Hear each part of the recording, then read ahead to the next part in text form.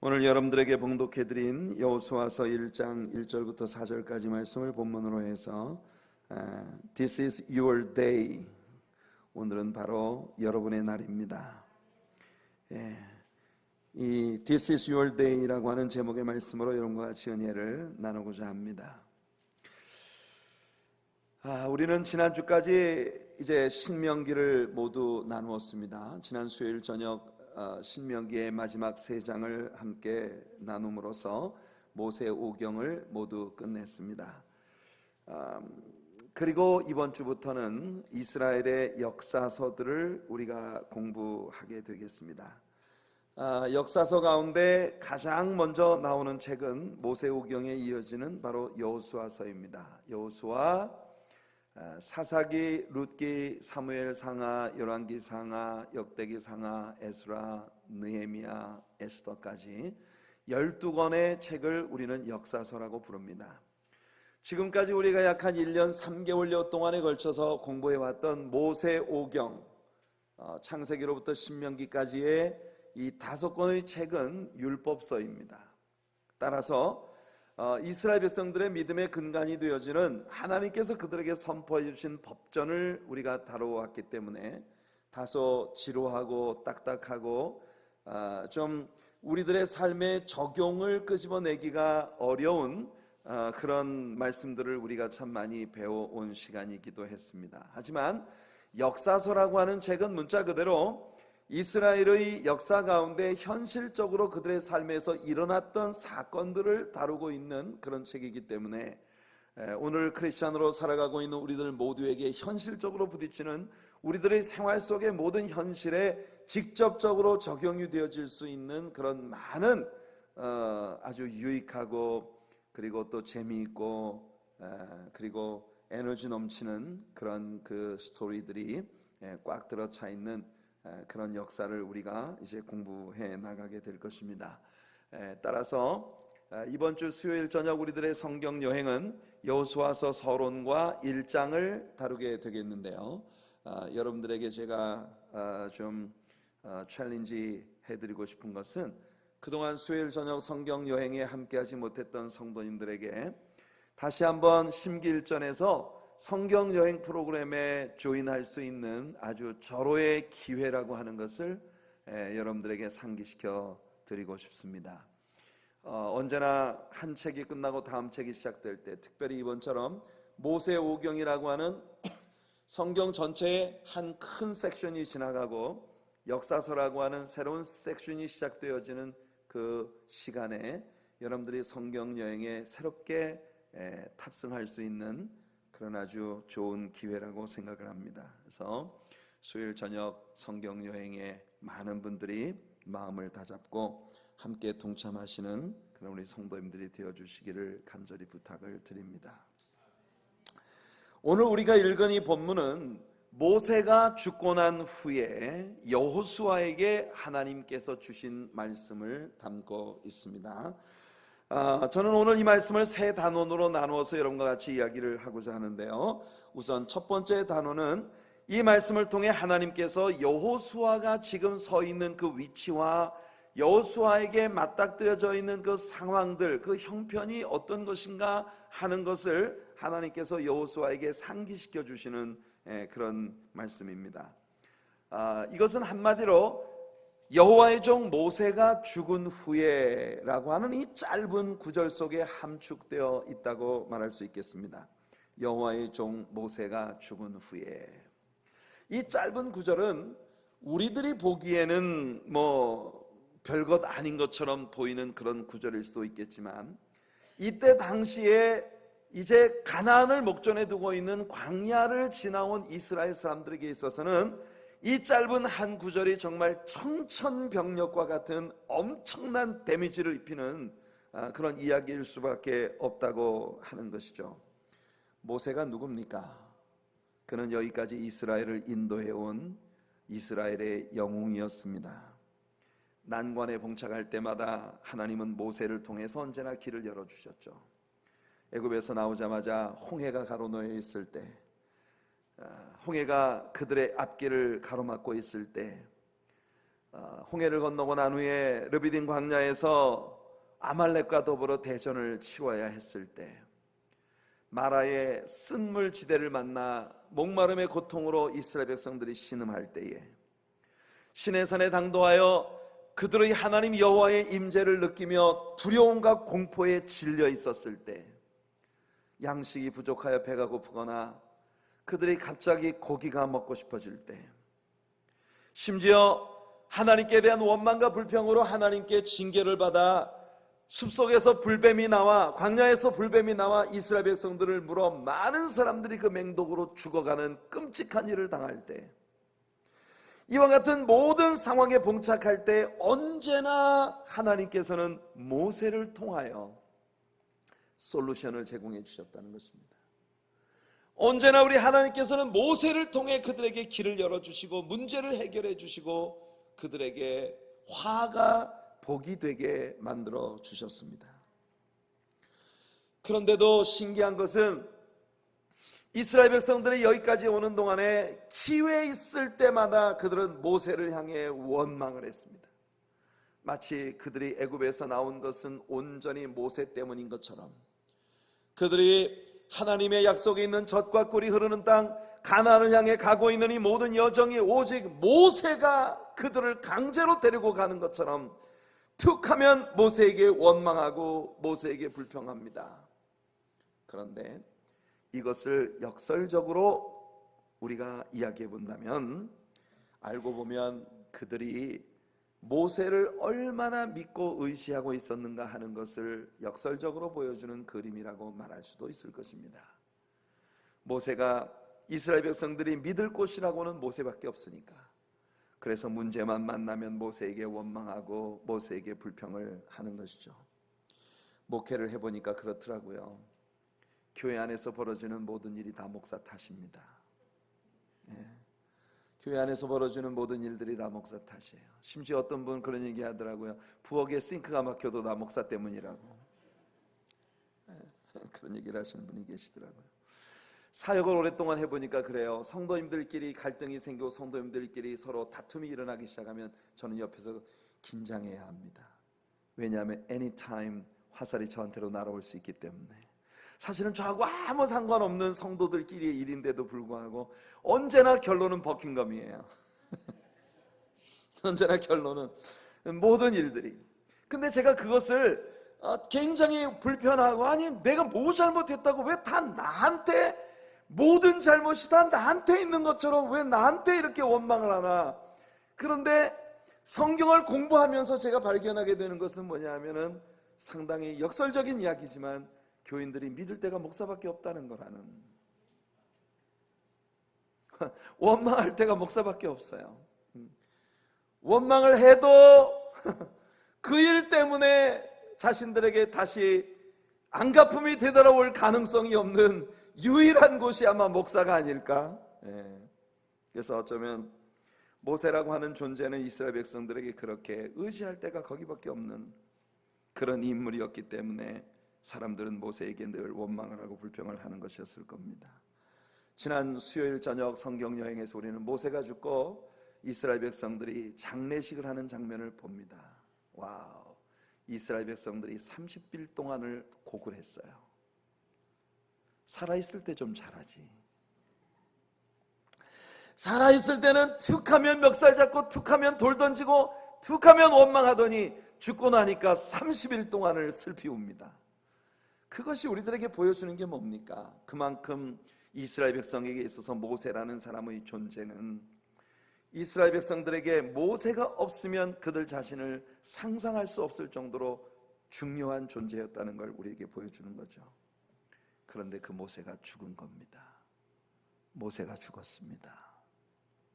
이제 그들은 어디로 가야 할까요? 그들이 목이 마르면 그들은 어디로 가야 하나요? 여호와 하나님께서 그들에게 특별히 하실 말씀이 있을 때 누가 그들을 대신해서 하나님께 나아가 하나님의 음성을 직접 듣고 그들에게 전해줄 수 있을까요? 그렇다고 그들은 지금 돌아갈 수도 없는 상황입니다. 돌아가기엔 너무 먼 길을 와버린 것이죠. 지금 이 백성들은 광야 세대들입니다.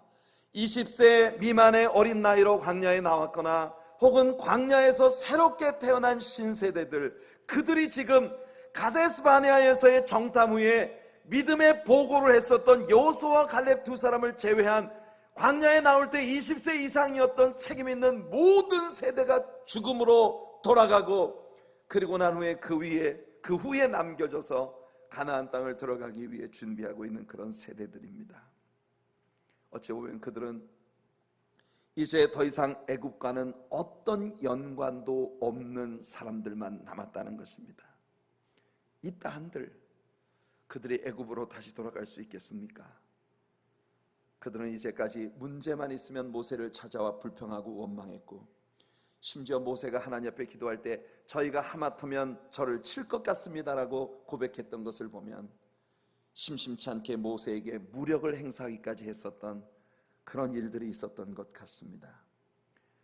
다시 말씀드리지만, 그러나 백성들이 모세에게 이같이 행했던 것은 그들이 닥달을 할 수 있는 곳이 모세밖에 없었기 때문이었겠죠. 다시 말하면 모세를 닥달하면 뭔가는 나오더라는 것입니다. 그게 바로 모세라는 존재입니다. 그런데 그 모세가 그들 곁을 떠난 것이에요. 이제 문제를 만나면 그들은 어디로 가야 할까요? 아마 백성들의 마음속에 들어찬 절망감과 패배의식, 말할 수 없는 상실감이 가져다주는 허무함은 상상할 수 없는 크기로 그들에게 다가왔을 것입니다. 이제 여호수아에게 그 백성들이 넘겨졌습니다. 하나님은 여호수아에게 일어나 이 백성으로 더불어 요단을 건너라 라고 말씀하신 것이에요. 정말 아닌 밤중에 홍두깨처럼 느닷없이 여호수아라는 인물에게 엄청난 숙제가 던져진 것입니다. 언제나 그들과 함께하며 불평하고 원망만 하면 모든 문제의 해결점을 찾아줬던 모세가 항상 그들 곁에 있을 줄 알았는데, 그 모세가 갑자기 하나님께 부름을 받고, 그리고 여호수아라고 하는 생뚱맞은 인물에게 이 이스라엘 백성들, 골칫덩어리인 이스라엘 백성들이 주어지게 된 것이에요. 세상에서 제일 힘든 것 중에 하나가 절망감과 상실감과 그로 말미암은 상처투성이의 마음을 가진 사람과 함께 사는 일일 것입니다.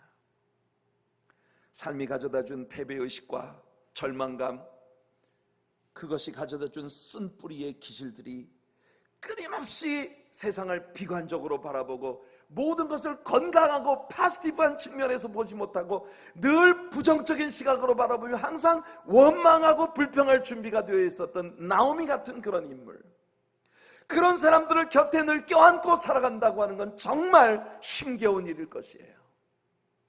여호수아에게 이런 숙제가 주어졌다는 것입니다. 게다가 지금 그들 앞에 버티고 서 있는 현실은 어느 때보다도 부담스러운 현실뿐입니다. 그들이 지난 40년간 광야를 여행해 왔지만 결국 가나안 땅을 점령하는 데 실패한다면 그들은 정말 어느 곳으로도 갈 수 없는 그런 신세가 되고 마는 것이에요. 40년을 오직 하나 자나깨나 꿈속에서도 젖과 꿀이 흐르는 땅, 하나님이 언약하신 약속의 땅, The Promised Land, 그 땅만을 바라보고 여기까지 왔는데 만일 그 땅을 정복하지 못한다면, 그 땅을 정복하는 데 실패한다면 지난 40년의 기나긴 광야 생활의 역사는 과연 무엇입니까? 그들은 올 곳도 갈 곳도 없는 신세가 되어버리고 마는 거예요. 얼마나 부담스러운 상황입니까? 광야 생활에서야 사실 하나님과 그들 사이의 릴레이션십, 그것이 언제나 핫 이슈였습니다. 하나님과 좋은 관계를 유지하기만 하면 광야 생활에서는 언제나 필요한 것들이 채워졌고 하나님의 은혜로 길들이 열려졌던 것이에요. 그러나 이제는 다만 하나님과의 관계를 잘 형성하는 것으로 다 끝나는 일이 아닙니다. 이제부터는 가나안 정복의 역사를 그들이 맞이해야 합니다. 가나안 정복의 역사는 곧 전쟁의 역사였던 것입니다. 그들은 이미 그 땅에 오래도록 정착하고 있었던 가나안 원주민, 정착민들과 싸워야 하는 것이에요. 그들은 이제까지 이스라엘이 부딪혀왔던 어떤 유목민들과도 다른 존재들이었습니다. 정착된 농경 문화 위에 아주 견고하고 또 하늘을 찌를 듯이 높이 솟아있는 성벽과 그들의 의리의리한 성읍들, 그리고 그들에게 내려오는 전통들, 이스라엘 백성들이 충분히 바라만 보아도 기가 질릴 만한 그런 환경들 앞에 그들은 지금 서 있는 것이에요. 이것이 여호수아가 마주치고 있는 현실입니다. 게다가 여호수아 앞에 놓여진 하나님이 주신 사명, 하나님께서 여호수아에게 주신 그 명령의 폭은 대단히 크고 넓은 것이었다는 겁니다. 자막이 왜 안 올라오죠? 여호수아 앞에 놓여진 사명, 하나님께서 여호수아에게 주신 명령, 그 명령의 사이즈가 정말 억소리 나게 컸다는 거예요.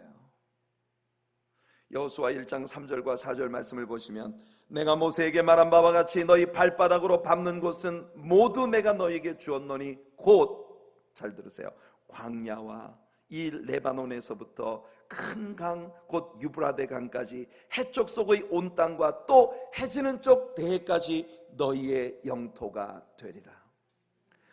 여호수아에게 주어진 이 숙제의 규모를 보십시오. 동쪽으로는요 유프라테스 강, 그러니까 페르시아만에서부터 시작되어지는 유프라테스 강과 티그리스 강, 고대 아브라함이 출발했던 메소포타미아 문명의 발상지가 있었던 그 거대한 땅까지 여호수아에게 숙제로 주어졌습니다. 그 페르시아만에서부터 시작해서 서쪽으로는 해지는 편 대, 즉 지중해 바다까지, 북쪽으로는 레바논 평야 산지에서부터 시작을 해서 남쪽으로는 애굽과 연해 있는 네게브 사막까지, 이 어마어마한 땅이 하나님께서 여호수아에게 주신 숙제였습니다. 그 땅을 밟아라, 그 땅을 정복해라, 그 땅을 차지해라. 그 땅의 사이즈가 얼마나 컸는지 아십니까? 이스라엘의 역사 가운데 말이에요, 솔로몬 임금의 때 이스라엘이 가장 큰 영토를 차지했었습니다. 그런데 솔로몬이 차지했었던 그 영토가 하나님께서 여호수아에게 맹세하신 그 땅의 10분의 1도 못 미친다는 걸 아십니까? 지금까지 모세가 했던 역할은 백성들을 오직 이끌고 오는 일이었습니다. 하지만 이제 여호수아가 해야 하는 일은 다만 백성들을 이끌고 여행만 하는 것이 아니라 그 땅에 정착되어 있는 이 하늘을 찌를 듯이 높은 성벽을 가진 그 주인들, 그 가나안 원주민들을 싸워서 그 땅을 빼앗아야 하는 것이 여호수아에게 주어진 숙제라는 것이에요. 여행길만 재촉해가는 것도 힘든데 이제는 목숨 걸고 전쟁까지 치러야 하는 것입니다. 가나안 원주민들이 과연 그들의 조상들로부터 물려받아 오랜 세월 차지해왔던 그 땅을 순순히 내놓을까요? 그것은 아무도 장담할 수 없는 일이었습니다. 여호수아가 그 일을 해야만 했던 것이에요. 그렇다면 여기서 한번 생각해 봅시다. 여호수아는 과연 모세보다 백성들에게 신뢰를 얻을 만한 그런 특장을 지닌 인물이었던가요? 요즘 젊은 아이들이 사람을 놓고 스펙이라는 말을 씁니다. 스펙이 좋아요. 스펙이 뭡니까? Specification. 원래 여러분 스펙이라고 하는 건 물건을 이야기할 때 쓰는 말이에요. 어떤 장비의 사이즈, 가로, 세로, 전장이 얼마, 그리고 이것의 용도는 무엇이고 성능은 어떤 것이냐, 어느 정도의 마력을 낼 수 있냐, 이런 게 스페시피케이션입니다. 근데 요즘 젊은 사람들은 사람을 놓고 스펙을 따집니다. 키가 얼마냐, 돈은 얼마나 많으냐, 백그라운드는 어떤 것이냐, 이런 걸 사람들의 스펙이라고 말하죠. 이 세상 사람들이 이야기하는 그런 관점으로 여러분들 한번 여호수아를 분석해 봅시다. 여호수아는 과연 모세가 감당했던 것보다도 훨씬 더 큰 일, 그리고 모세가 결국 하지 못한 그 마지막 가나안 정복의 역사를 이끌어갈 만큼 백성들에게 신뢰를 받을 만한 지도자로서의 스펙을 가지고 있는 인물이었느냐 하는 것입니다. 적어도 이스라엘 백성들이 인간적인 관점에서 바라볼 때 모세는요, 애굽의 궁궐에서 왕의 자녀들과 함께 왕립 교육기관에서 여러분 왕의 재정으로 공부를 했던 수재였습니다. 학벌이 요즘 애들 말로 장난이 아니었다는 겁니다. 그는 애굽의 언어와 무예에 능통한 자였습니다. 아마 바로 왕을 만나서 당당하게 유창한 애굽말로 왕에게 하나님의 위엄이 서린 말씀을 선포하던 모세의 그와 같은 모습은 아마도 그를 바라보는 모든 히브리 사람, 오랜 애굽 땅에서 종살이하고 있었던 히브리 사람들에게 대단히 영웅답고 존경스러운 모습일 수 있었을 것입니다. 과연 모세는 우리의 지도자가 될 만한 자격이 있어, 그렇게 생각할 수 있겠죠. 하지만 여호수아는 어떻습니까? 그는 그저 평범한 애굽의 노예의 아들로 태어난 자입니다. 역대상 7장 27절에 보면 그의 아버지는 눈이라는 사람이었고 에브라임 지파에 속한 사람이었습니다. 에브라임 지파라고 하는 지파는요, 통일 왕국 시대에는 어떤 지도자도 나오지 못했던 그런 지파입니다. 그런데 여러분, 그런 에브라임 지파 출신의 여호수아를 하나님이 선택하신 것이에요.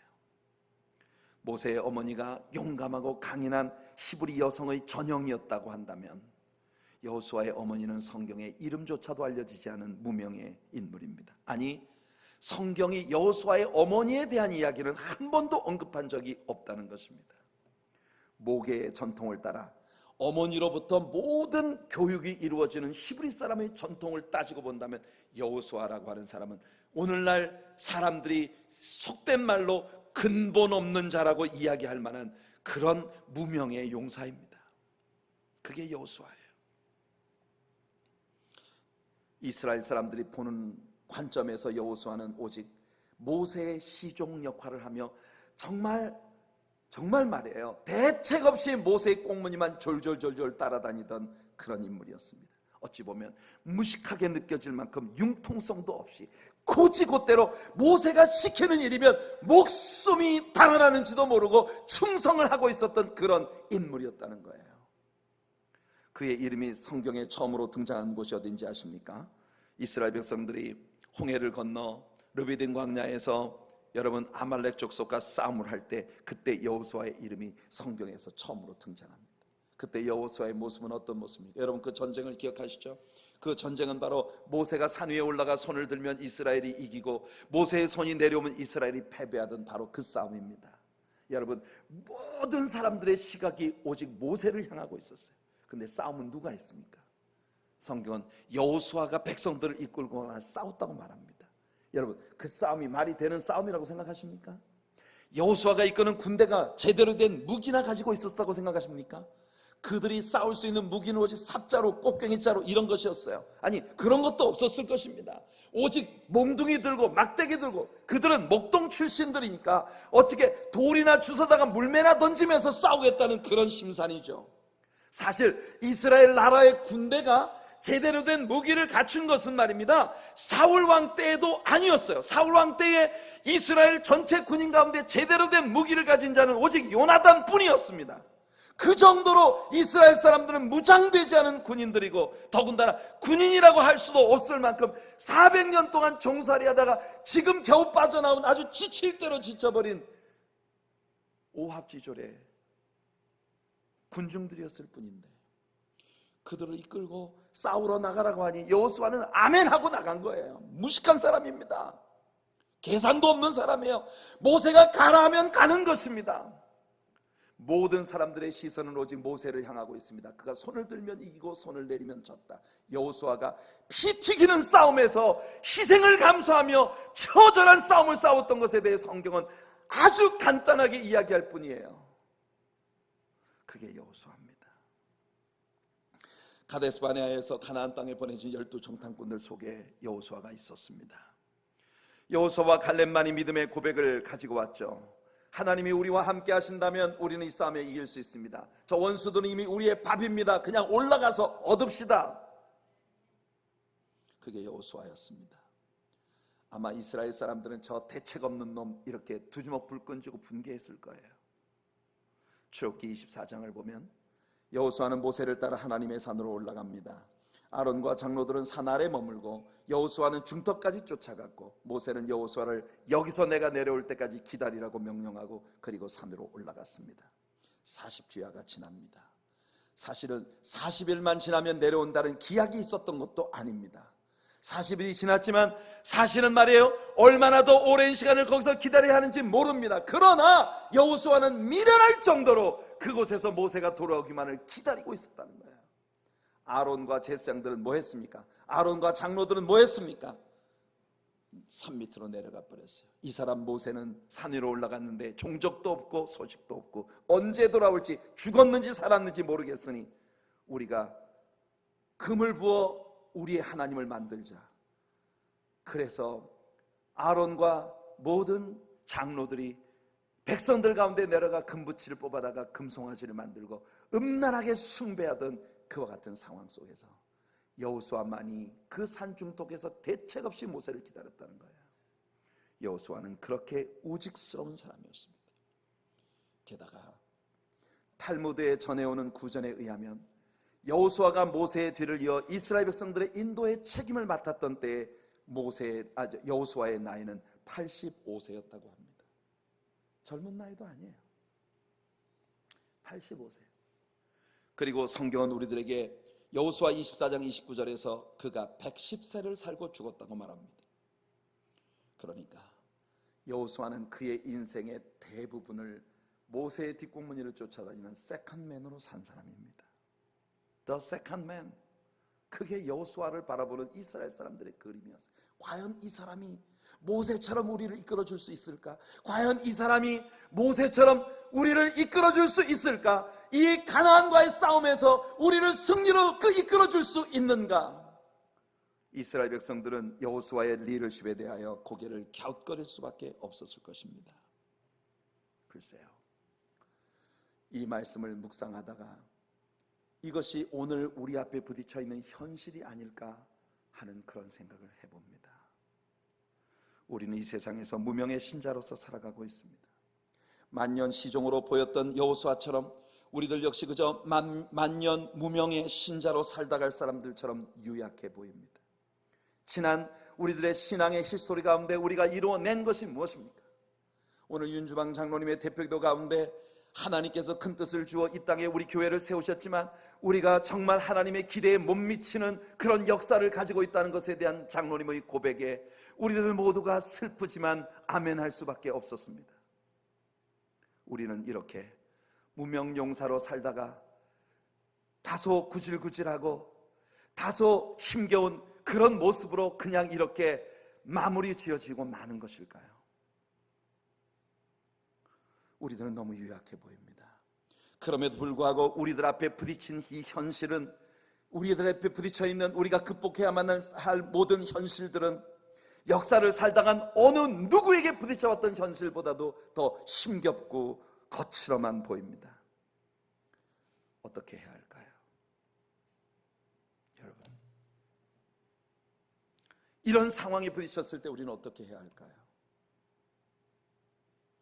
절망이 우리에게 부딪혀와서 내 마음을 감싸고 있는 이 패배의식과 절망감, 상실감에 뻥 뚫린 구멍이 나의 가슴 밑바닥에서 나를 정말 말할 수 없이 허탈하게 만들고 있는 그와 같은 형편에 내가 처한다면 이 속에서 내가 할 수 있는 것은 무엇일까요? 오늘 성경이 우리들에게 보여주는 것은 여호수아와 이스라엘 백성들 앞에 엄청난 위기가 다가왔지만 이것이 바로 하나님이 주신 찬스라는 것이에요. This is your day. 드디어 무명용사로 일생의 전부를 보낼 것 같았던 여호수아라는 인물에게 하나님께서 기회를 주시는 것이 바로 오늘 우리들의 본문이라는 것입니다. 오늘 우리가 읽었던 본문의 뒤에 나오는 5절부터 9절까지의 말씀 속에서 하나님께서는 여호수아가 무엇을 어떻게 해야만 되는지를 이렇게 선포하십니다. 너의 평생에 너를 능히 대적할 자가 없으리니 내가 모세와 함께 있었던 것 같이 너와 함께 있을 것임이니라. 내가 너를 떠나지 아니하며 버리지 아니하리니 강하고 담대하라. 너는 내가 그들의 조상에게 맹세하여 그들에게 주리라 한 땅을 이 백성에게 차지하게 하리라. 오직 강하고 극히 담대하여 나의 종 모세가 내게 명령한 그 율법을 다 지켜 행하고 우로나 좌로나 치우치지 말라. 그리하면 어디로 가든지 형통하리니 이 율법책을 내 입에서 떠나지 말게 하며 주야로 그것을 묵상하며 그 안에 기록된 대로 다 지켜 행하라. 그리하면 내 길이 평탄하게 될 것이며 내가 형통하리라. 내가 내게 명령한 것이 아니냐? 강하고 담대하라. 두려워하지 말며 놀라지 말라. 내가 어디로 가든지 내 하나님 여호와가 너와 함께 하느니라. 할렐루야. 물론 여러분이 다 잘 알듯이 여호수아에게 주어진 가장 큰, 너무나 단순한 하나님의 명령은 그저 네 발로 밟으라는 것이었습니다. 하나님이 너에게 약속하신 그 땅, 하나님이 너에게 허락하신 그 땅을 밟아라. 저는요, 하나님의 이 선포가 정말 하나님의 유머가 담긴 선포라고 생각이 됩니다. 왜냐하면 말이에요, 하나님께서 지금 여호수아에게 명령하고 계시는 이 명령이 사실은 여호수아와 갈렙이 가나안 땅을 정탐하고 난 다음 돌아와서 그들의 입으로 고백했던 말 그대로예요. 무슨 말인지 아시겠습니까? 여러분, 10명의 정탐꾼들이 부정적인 보고를 하며 그들은 안악 자손들이라, 우리들은 그들 앞에서 메뚜기 같으니 우리들은 반드시 죽을 것이고 불쌍한 우리 자식들 뭔 죄가 있다고 자식들 데리고 올라가 다 죽이겠느냐, 우린 못 간다 라고 말할 때 여호수아와 갈렙이 백성들을 안돈시키며 말합니다.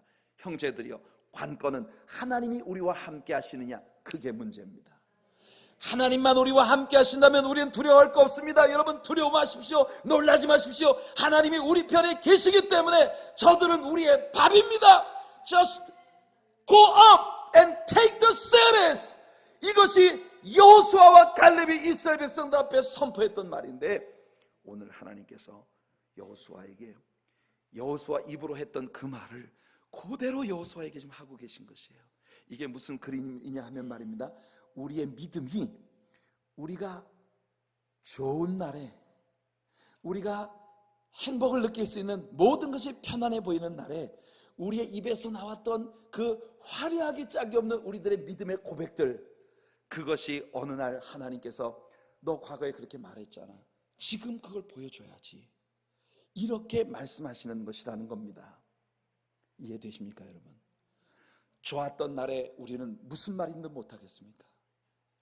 내 주변에서 고통받고 고난받고 연단받고 어려움당하는 지체들을 바라볼 때 우리는 그들에게 다가가 왜 이러십니까? 믿음을 가져야지요, 믿음으로 서야지요, 이 환경이 전부가 아니지 않습니까? 하나님은 아직도 당신에게 최상의 것을 주지 않으셨습니다. 아직도 최상의 것이 당신을 기다리고 있습니다. The best is yet to come. 아직 진짜는 오지 않았습니다. 하나님이 당신의 삶에 위대한 것을 준비하고 계십니다. 믿으세요 라고 여러분들이 말했던 그것을 오늘 하나님께서 Hey, prove it. 여러분들에게 그렇게 요구하고 계신 거예요. 네가 과거에 했던 그 말을 지금 나한테 한번 증명해봐라. 이것이 오늘 여호수아에게 떨어진 숙제라는 것입니다. 하나님은 유머의 하나님이십니다. 여호수아와 갈렙이 그 믿음의 보고를 할 때 하나님은 크게 웃으셨을 것 같아요. 너무나 기쁘셨을 겁니다. 그런데 하나님은 지금 여호수아와 갈렙에게 네가 과거에 했었던 그 믿음의 고백을 지금 한번 증명해 보아라. 그게 진짜 너의 믿음이었다는 걸 한번 입증해 보아라. 사랑하는 성도 여러분, 울고 계십니까? 절망하고 낙심하고 한숨 쉬고 계십니까? 이러지 말 걸 그랬어, 이러지 않았어야 했어. 혹 여러분들의 삶이 그런 후회와 회한으로 가득하고 있나요?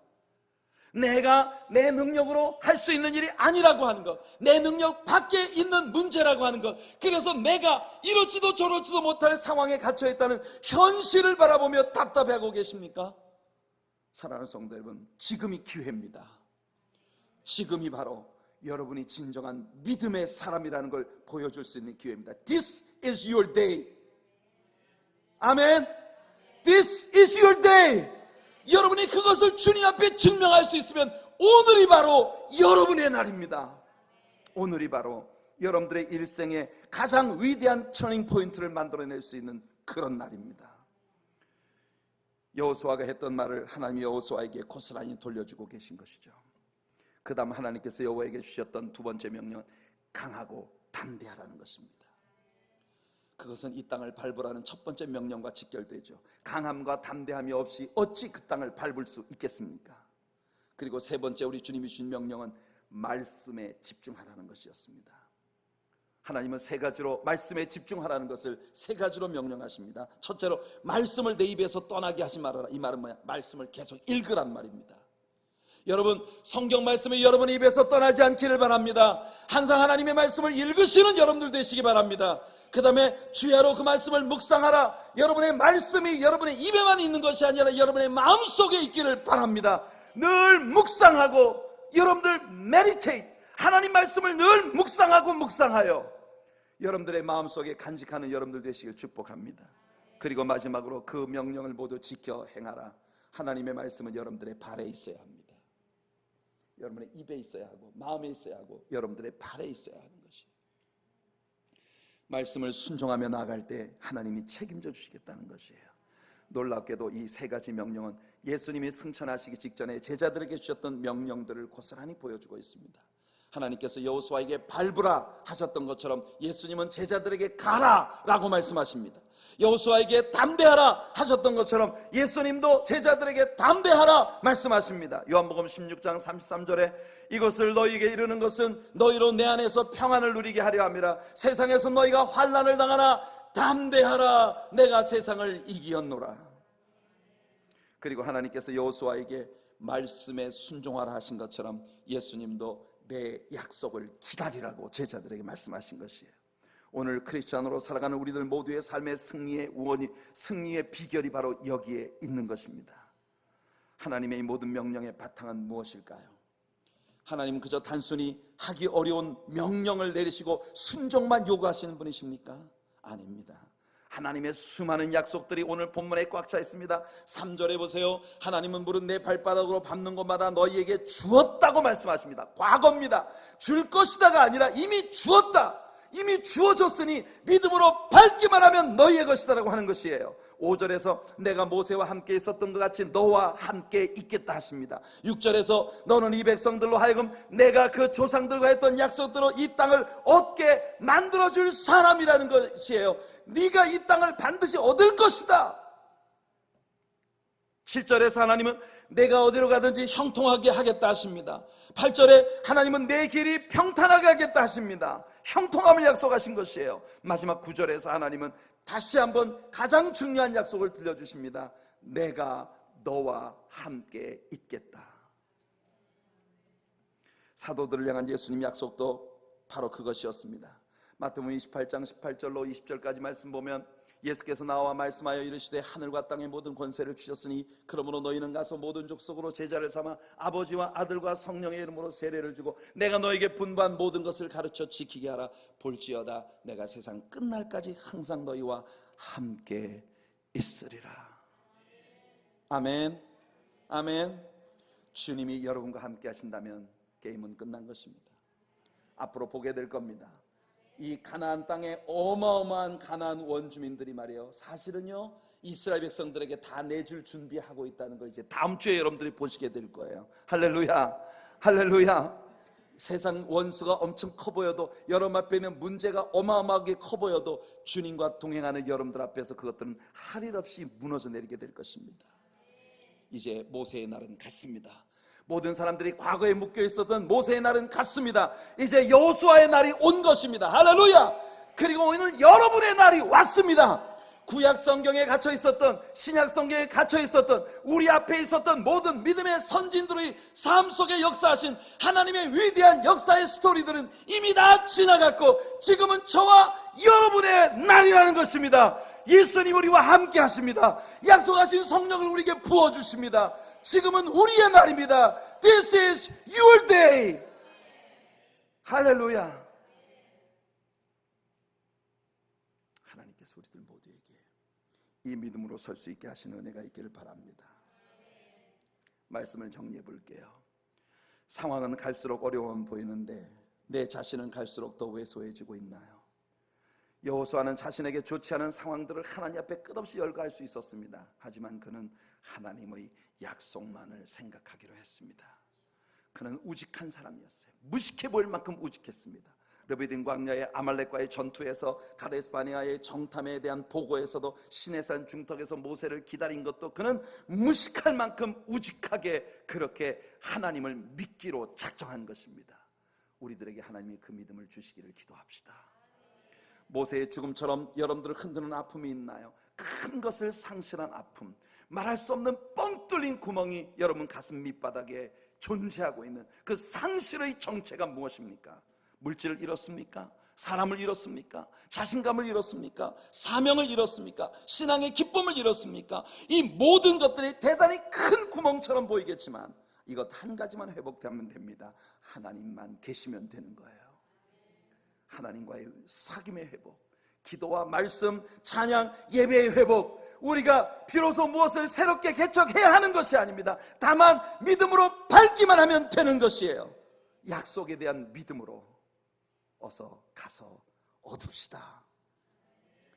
말씀을 입에 두고 마음에 두고 또 몸에 두도록 합시다. 읽고 배우고 순종하고 주님의 약속들을 기억하세요. 밟아라, 담대하라, 순종하라.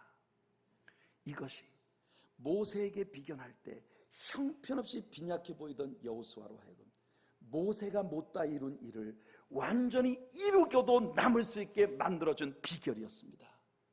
세상 사람들은 여러분들을 인간적인 스펙으로 따질지 모르지만, 그러나 여호와 하나님께서 여러분과 함께 하시고 여러분이 그의 약속을 믿으신다면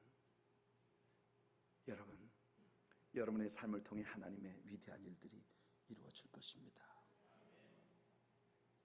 기도합시다.